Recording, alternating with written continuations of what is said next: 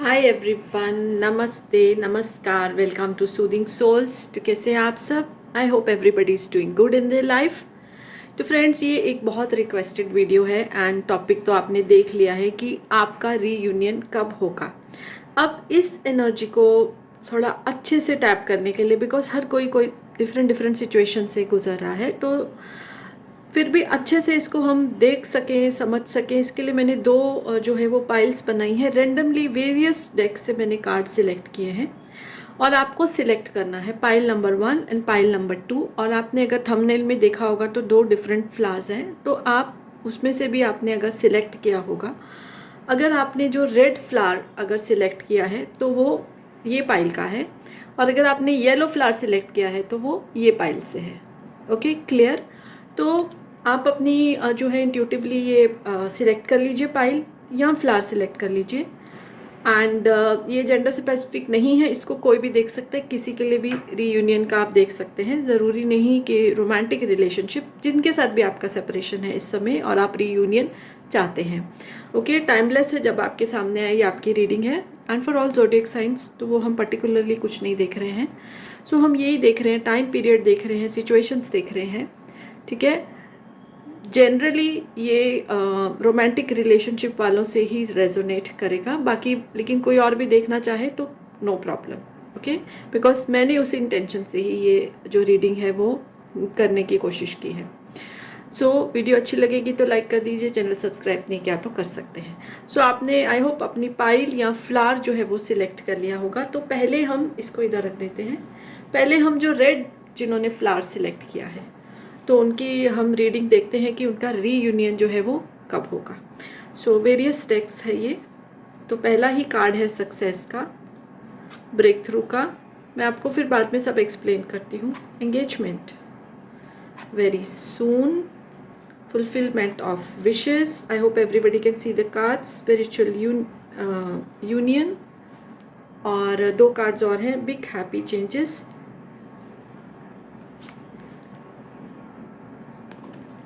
Big happy changes हैं। इसको इधर कर देते हैं। Within next few weeks, big happy changes and soulmates. So ये अलग अलग डेक से मैंने जो है वो निकाले हैं कार्ड्स। ठीक है, सो लेट्स सी कि आप लोगों का रीयूनियन कब होगा। तो सबसे पहले तो मुझे एक चीज़ ये समझ में आ रही है कि अगर थोड़ा सा आपका सिचुएशन ठीक नहीं चल रहा है, इसमें ये वाले जो जिन्होंने चूज़ किया है, मुझे इतना कुछ ज़्यादा प्रॉब्लम नहीं दिखाई दे रहा है। कभी कभी क्या होता है, छोटी छोटी बातें जैसे होती है ना, वो बड़ी बन जाती हैं। इशू ज़्यादा कुछ नहीं होता है।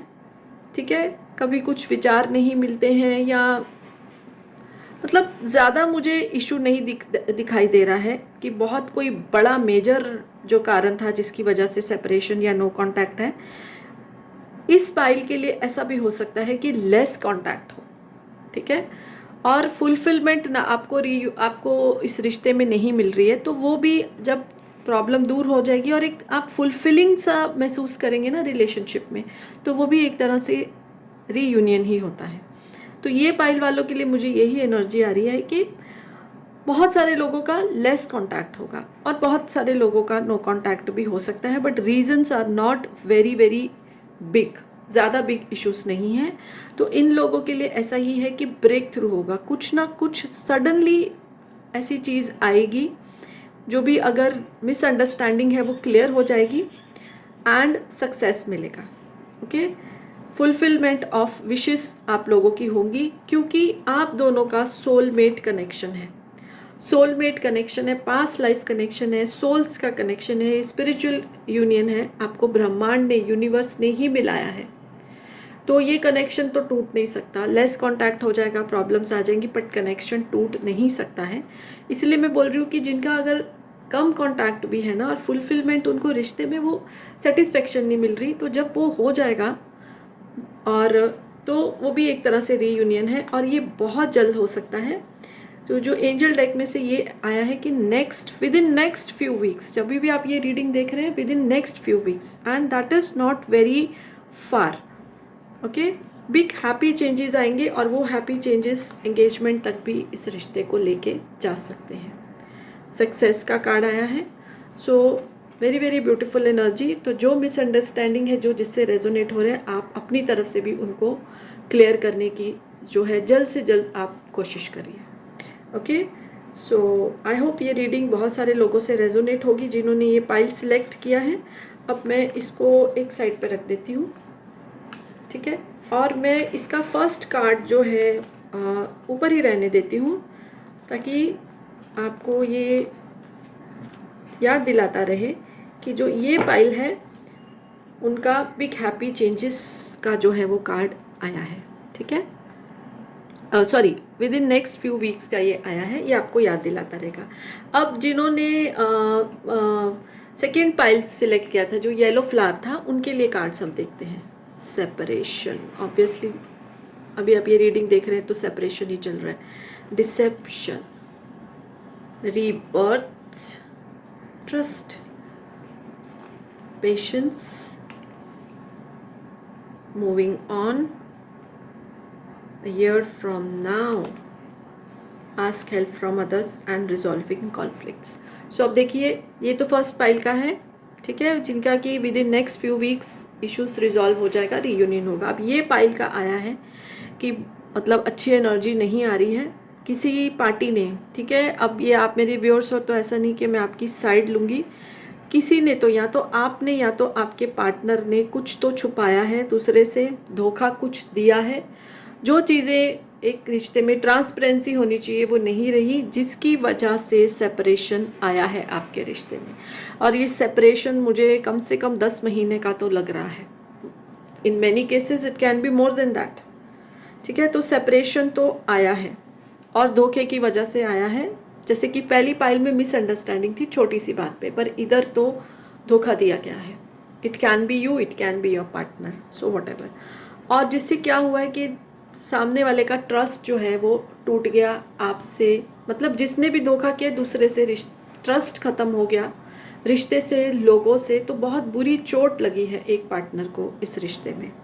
अब इस रिश्ते का अगर रीयूनियन जो है वो होना चाहिए तो दूसरों की मदद लेनी पड़ेगी, क्योंकि आपस में बड़ी मिसअंडरस्टैंडिंग हो चुकी है। ये कॉन्फ्लिक्ट जब तक सॉल्व नहीं होगा, ये ट्रस्ट जब तक वापस जो है उसको बनाया नहीं जाएगा, तो रीयूनियन का तो सवाल ही पैदा नहीं होता है। और इस पाइल वालों के लिए ऐसा भी आ रहा है कि या तो आप या तो आपके पार्टनर बहुत बार मूविंग ऑन का भी सोच रहे हैं, यानी कि कंप्लीटली रीयूनियन तो नहीं करना, आगे बढ़ा जाए, किसी और पर्सन को रीच किया जाए।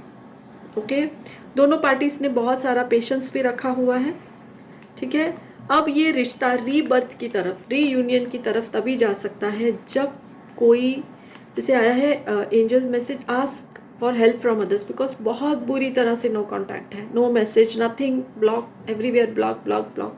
तो कोई थर्ड पर्सन आएगा, कोई तो बीच में ऐसा आएगा जो कि इस कॉन्फ्लिक्ट को रिजॉल्व कर सकता है। आप लोगों खुद से तो नहीं करने की स्थिति में हो, ऐसा ही आ रहा है।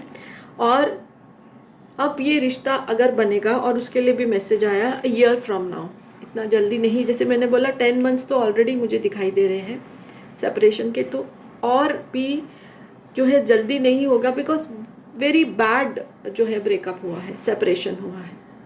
तो ये तो गाइडेंस है, लेकिन देखिए ये गाइडेंस है, हम इसको चेंज भी कर सकते हैं अपने एफर्ट से। तो अगर कोई ऐसा आपकी दोनों की लाइफ में हो जो जेन्युइनली आप दोनों से प्यार करता है, जो जेन्युइनली ऐसा चाहता है कि आप दोनों एक दूसरे के साथ हों, तो वही जो है आपकी प्रॉब्लम को इंसान वो सॉल्व कर सकता है। It can be any, and जो है तभी ये रिश्ता जो ये रीयूनियन होगा।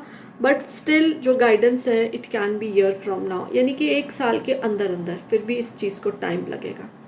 ओके, सो यही इस ग्रुप के लिए जो मैसेज आया है। रीडिंग अच्छी लगे तो लाइक कर दीजिए, और चैनल सब्सक्राइब नहीं किया तो कर सकते हैं। Blessings to you everyone and bye for now.